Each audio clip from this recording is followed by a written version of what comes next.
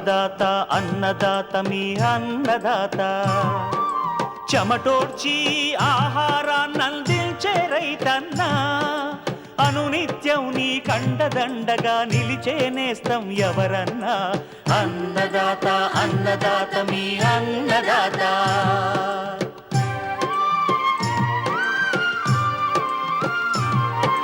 నూతన రీతుల సాగుబడికి నూరింతలు పెరిగే దిగుబడికి సూచనలిచ్చే సస్య రక్షణకు పశు పోషణకి శాస్త్ర విజ్ఞానం అందించి ముందుకు నడిపే తెలుగు రైతు భారతదేశానికి మకుటం అయ్యేలా తీర్చిదిద్దే ఆశయంతో మిమ్ము మేలు కొలిపేది అన్నదాత అన్నదాత అన్నదాత మీ అన్నదాత అన్నదాత అన్నదాత మీ అన్నదాత. అన్నదాత ప్రేక్షకులకు నమస్కారం. ఈనాటి ముఖ్యాంశాలు: యాసంగి నారు పెంపకం నాట్లలో మెలకువలు, పాలకూర సాగులో మెలకువలు, సీతాఫలం సాగు వివరాలు,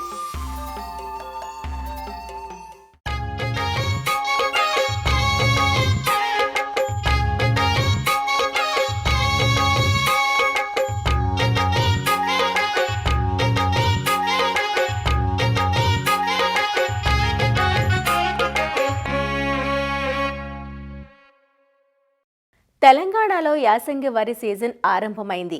నవంబర్లో నారు పోసుకుని డిసెంబర్లో నాట్లు వేసుకోవడానికి అనువైన సమయం. నాట్లు ఆలస్యం చేసిన దీర్ఘకాలిక రకాలకు వెళ్లిన ధాన్యం దిగుబడులు తగ్గడంతో పాటు నూక శాతం పెరిగే ప్రమాదం ఉంది. కాబట్టి అన్నదాతలు సరైన సమయంలో నారు పోసుకోవాలని శాస్త్రవేత్తలు తెలియజేస్తున్నారు. యాసంగి సాగుకు అనువైన వరి రకాల గురించి నిన్నటి అన్నదాతలో తెలుసుకున్నాం కదా. మరి నారు పెంపకంలో చలికాలంలో ఎదురయ్యే సమస్యలు, తీసుకోవాల్సిన జాగ్రత్తల గురించి ఇవాల్టి అన్నదాతలో ప్రొఫెసర్ జయశంకర్ తెలంగాణ రాష్ట్ర వ్యవసాయ విశ్వవిద్యాలయం రాజన్ నగర్లోని వరి పరిశోధనా స్థానం శాస్త్రవేత్త డాక్టర్ పరిమల్ కుమార్ నుంచి తెలుసుకుందాం. ఈ యాసంగి అనేది చలికాలం అని కూడా చెప్పుకోవచ్చు. మనకు నవంబర్ మాసం నుంచి మొదలవుతుంది. ఎక్కువ చలి మనకు డిసెంబర్ మరియు జనవరి మాసంలో ఉంటుందన్నమాట. ప్రస్తుతం ఈ వానాకాలంలో పడ్డ వర్షాలకు కుంటలు, వాగులు, అదేవిధంగా భూగర్భ జలాలు చాలా నిండి చాలా వరకు రైతులు యాసంగిలో వరి సైడు మొగ్గు చూపుతున్నారు. రాత్రి వేళల్లో 13 లేదా 15 డిగ్రీల కంటే తక్కువ ఉష్ణోగ్రతలు ఉన్నప్పుడు నారు అనేది ఆరోగ్యవంతంగా రాదు.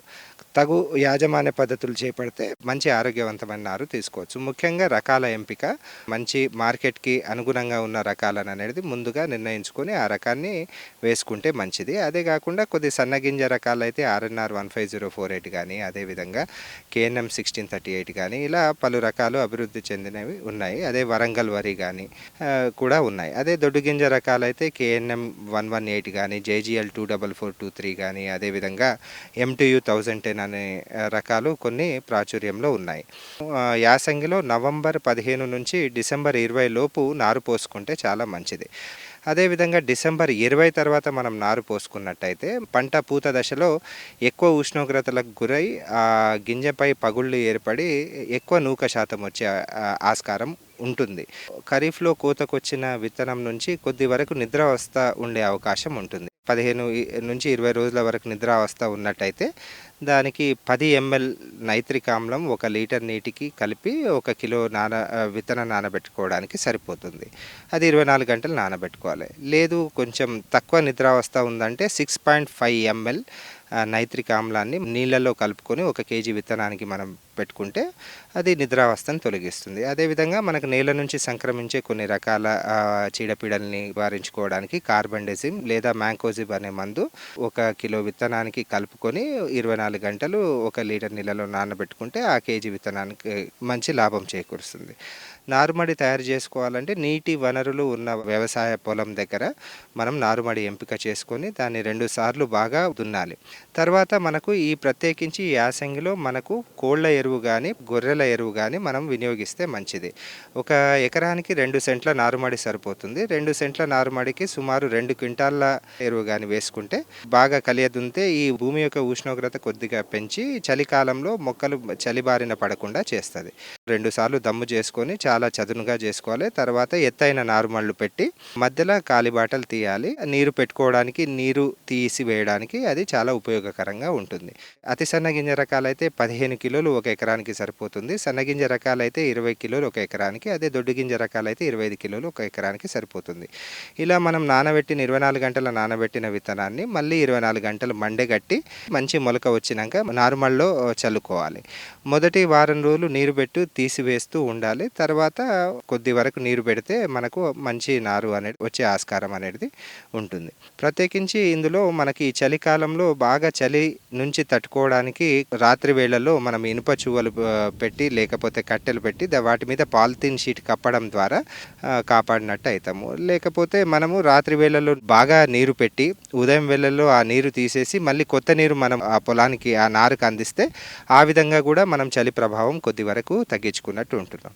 దీంట్లో ఎరువుల యాజమాన్యం 4 కిలోల నత్రజని అవసరం ఉంటుంది. అందులో 2 కిలోల నత్రజని మొదట్లో దమ్ము చేసినప్పుడు విత్తనంతో పాటు నారుతో పాటు వేసుకుంటాం. తర్వాత 8 రోజులకు మళ్ళీ ఒక 2 కిలోల నత్రజని ఇచ్చే ఎరువులను మనం వేసుకుంటాం. అదేవిధంగా 2 కిలోల భాస్వరం ఇచ్చే ఎరువులు, అదేవిధంగా 1 కిలో పొటాషియం ఇచ్చే ఎరువులను మనం మొదట్లోనే ఈ నారుమడి యాజమాన్యంలో మనము వేసుకోవడం జరుగుతుంది.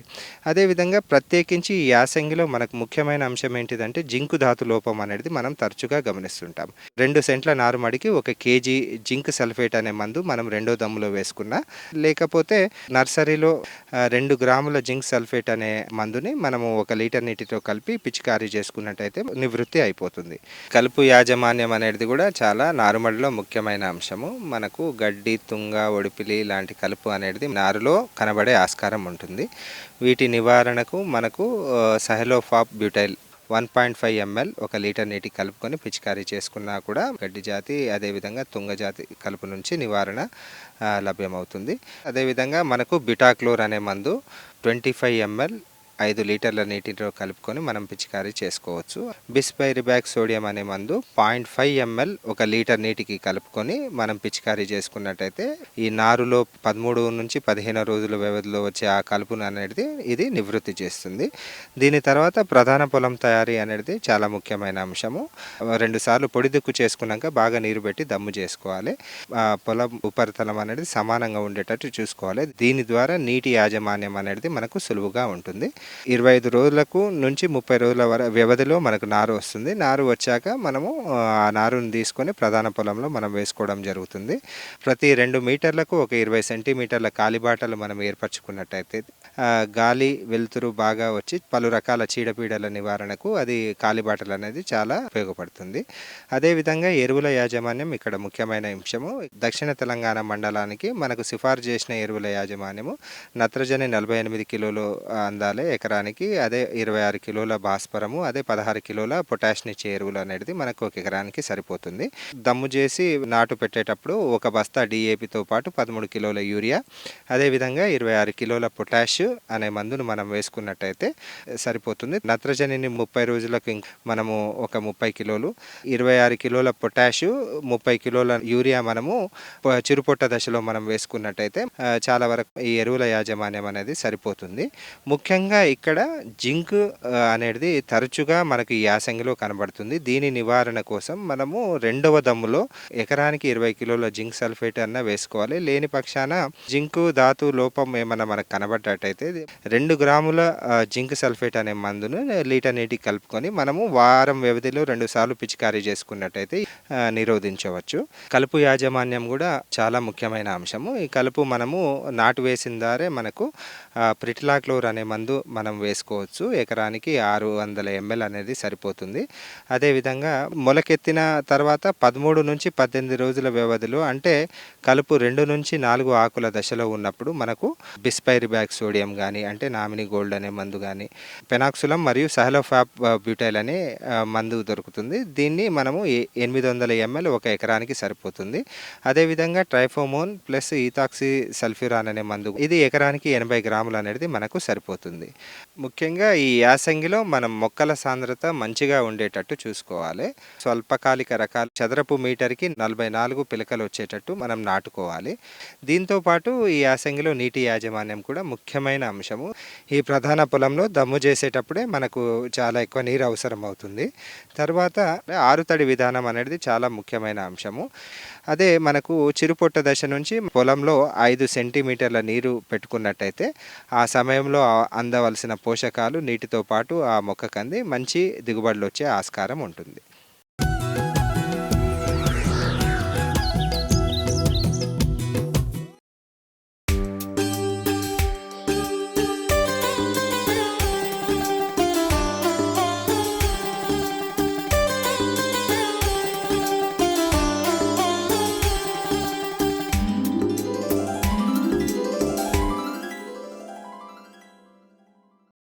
అతి తక్కువ పెట్టుబడితో స్వల్పకాలంలో అందివచ్చేవి ఆకుకూరలు. రోజువారీ ఆదాయంతో రైతును ఆదుకుంటాయి. ముఖ్యంగా పాలకూర, గోంగూర, తోటకూర, కొత్తిమీర, పుదీనా వంటి ఆకుకూరలను నిత్యం ఆహారంలో వినియోగిస్తూ ఉంటాం. వీటిలో పాలకూరను రైతులు సంవత్సరం అంతా సాగు చేస్తున్నప్పటికీ చలికాలంలో మంచి ఆకు దిగుబడి పొందే అవకాశం ఉంది. మేలైన రకాలను ఎంచుకొని సరైన యాజమాన్య పద్ధతులు పాటిస్తే పాలకూర సాగు లాభిస్తుందంటూ వివరాలు తెలియజేస్తున్నారు ఆచార్య ఎన్జీ రంగా వ్యవసాయ విశ్వవిద్యాలయం, శ్రీకాకుళం జిల్లా సీతంపేట వ్యవసాయ పరిశోధనా స్థానం సీనియర్ శాస్త్రవేత్త డాక్టర్ పి వెంకట్రావు. మనకి మధ్యకాలంలో సాధారణ పంటలతో పాటు, అంటే ఫీల్డ్ క్రాప్స్ అంటాం, వాటితో పాటు కూరగాయల పంటలు కూడా ఎక్కువ సాగు చేస్తున్నారు. పాలకూర కూడా ఎక్కువగా శీతాకాలంలో బాగా ఇది పెరగడానికి కూడా బాగా అనుకూలం వాతావరణం, అందువల్ల ఎక్కువగా సాగు చేయడం జరుగుతుంది. ఇక ఈ నేలల విషయానికి వచ్చినట్టుగా సారవంతమైన మురుగునీరు పోయే సౌకర్యం గల నేలలు అయితే బాగా అనుకూలం. అదేవిధంగా రకాల విషయానికి వచ్చినట్టు ఆల్ గ్రీన్ అనే రకము మనకి బాగా ప్రాచుర్యము. కాడలు కూడా ఆకుపచ్చ రంగులో ఉండి ఎకరానికి 6 నుంచి 7 కోతలు వస్తుంది. అలాగే టోటల్గా దిగుబడి చూసుకుంటే ఎకరానికి 5 టన్నులు దిగుబడి వస్తుంది అనమాట. ఇక పోసా జ్యోతి అనే రకం ఏంటంటే ఇది కూడా ఆల్ గ్రీన్ నుంచి అభివృద్ధి చేసిన రకము. ఇది కూడా ఏంటంటే మనకి ఆకులు మందంగా ఉండి పెద్దగా మృదువుగా ఉంటాయి అన్నమాట. దిగుబడికి ఏంటంటే ఇది 19 టన్నుల వరకు దిగుబడి వస్తుంది అనమాట. అంటే ఎందుకంటే సుమారుగా 6 నుంచి 8 కోతలు వస్తాయి అన్నమాట. అదేవిధంగా పోసా హరిత్ అనే రకం ఉంది. చల్లని కొండ ప్రాంతాల్లో బాగా అనుకూలం, అధిక క్షారతను కూడా కొంతవరకు తట్టుకుంటుంది అనమాట. ఇక పోసా పాలక్ అనే రకము, ఇది కూడా భారతీయ వ్యవసాయ పరిశోధన సంస్థ నుంచి ఢిల్లీ వారిని విడుదల చేయబడింది. ఒకే విధమైన ఆకులు కలిగి మందంగా ఉండి మంచి ఆకు కలిగి ఉంటుంది అనమాట. అలాగే ఇంకో రకం ఏంటంటే జాబ్నర్ గ్రీన్ అనే రకము, ఆకులు పెద్దగా ఉండి మందంగా ఉంటాయి అన్నమాట, మృదువుగా కూడా ఉంటుంది. దిగుబడి 10 నుంచి 12 టన్నుల వరకు ఎకరానికి దిగుబడి వచ్చే అవకాశం ఉంది. కాబట్టి ఈ రకాలే కాకుండా మనకి దక్షిణ భారతదేశం నుంచి కూడా కొన్ని రకాలు ఉన్నాయి. అందులో ముఖ్యంగా ఊటీ 1 అనే రకము. ఇవేంటంటే ఆకులు 40 నుంచి 50 సెంటీమీటర్ల పొడవు, 8 నుంచి 10 సెంటీమీటర్ల వెడల్పు ఉండి 45 రోజుల్లో మొదటి కోతకు వస్తుంది. తర్వాత ప్రతి 15 రోజులకు ఒకసారి కోత కోసుకోవడానికి అనుకూలంగా ఉంటుంది. దిగుబడి అంటే 4 కోతల్లో 24 టన్నుల దిగుబడి వస్తుంది అనమాట. అంచెటికి దిగుబడి ఇచ్చే రకం కాబట్టి ఈ ఊటీ 1 అనే రకం కూడా ఈ మధ్యకాలంలో ప్రాచుర్యంలోకి వచ్చింది. విత్తన మోతాదు ఎకరానికి 10 నుంచి 12 కిలోల విత్తనం సరిపోతుంది. స్టాగర్డ్ సోయింగ్, ఒక 15 సెంట్లు వేస్తే 5 సెంట్లు ఒకసారి, 5 సెంట్లు ఒకసారి, 5 సెంట్లు ఒకసారి, అలాగా వారం రోజులు గ్యాప్ ఇచ్చి కానీ వేసుకున్నట్టయితే అధిక దిగుబడి రావడానికి అవకాశం ఉంటుంది. కూడా ఆ రకంగా సాగు చేసుకుంటే మంచిది.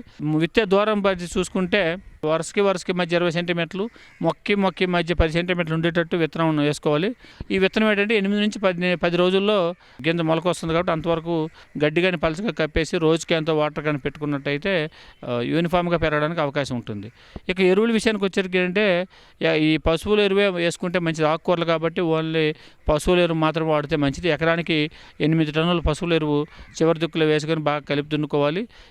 రసాయనిక ఎరువులు వాడినప్పుడు ఏంటంటే ఎకరానికి 10 కిలోల నత్రజని, 10 కిలోల భాస్వరం, 20 కిలోల పొటాష్ ఇచ్చే ఎరువులను వాడుకోవాలి. అయితే ప్రతి కత్తిరింపు తర్వాత 10 కిలోల నత్రజని ఇచ్చే ఎరువులను కూడా వేసుకోవాలి. అయితే ఇక్కడ ఏంటంటే ఆకుకూర కాబట్టి రసాయనిక ఎరువులు కాకుండా సేంద్రియ పద్ధతుల్లో కానీ సాగు చేసుకున్నట్టు మంచిది. అందుకని పశువుల ఎరువు మోతాదుని ఇంకా కొద్ది పెంచుకొని వేసుకోవాలి. ఇక అంతర్కృషి విషయానికి వచ్చేసరికి ఏంటంటే విత్తిన 15 రోజుల నుంచి 20 రోజుల వ్యవధిలో 2 నుంచి 3 సార్లు కలుపు తీసి మనం మట్టిని కానీ కదిలించినట్లయితే ఈ మొక్క పెరుగుదల బాగా అవకాశం ఉంటుందన్నమాట. ఇక నీటి యాజమాన్య విషయానికి వచ్చేసరికంటే విత్తిన వెంటనే నీరు పారించాలి. తర్వాత వారం నుంచి 10 రోజులకు ఒకసారి భూమిలో తేమను బట్టి నీటిని కానీ పెట్టుకున్నట్టయితే మనకి ఆకులు ముద్రాకుపచ్చ రంగులో ఉండి మనకు మంచి దిగుబడి రావడానికి అవకాశం ఉంటుంది. ఇక సస్యరక్షణ చర్యల విషయానికి వచ్చేసరికి ఏంటంటే పురుగు మందులు వాడకుండా జీవ సంబంధమైన మందులు మాత్రం వాడాలి. ముఖ్యంగా వేప నూనెని లేదా శిలీంధ్రపు జబ్బులు ఉంటే బయోపేస్ట్ ట్రైకోడర్మా కానీ లేదా సూడోమోనాస్ ఫ్లోరోసెన్స్ కానీ ఈ రకంగా మనం జీవన ఎరువులు జీవ సంబంధమైన రసాయనికాలను వాడుకొని ఆ పంటను రక్షించుకున్నట్టయితే మందు అవశేషాలు లేకుండా ఆర్గానిక్ రూపంలో ఉంటుంది కాబట్టి ఎక్కువగా డిమాండ్ కూడా ఎక్కువ ఉండి అధిక దిగుబడితో పాటు అధిక ఆదాయం రావడానికి అవకాశం ఉంటుంది. కాబట్టి రైతు సోదరులు ముఖ్యంగా ఈ రకాలను ఎంచుకోవడం, అదేవిధంగా పద్ధతిలో చేసుకోవడం, ఈ జీవన సంబంధమైన మందులను వాడుకొని కానీ చేసినట్టయితే పాలకూరలో తక్కువ ఖర్చుతో అధిక దిగుబడి రావడానికి అవకాశం ఉంటుంది.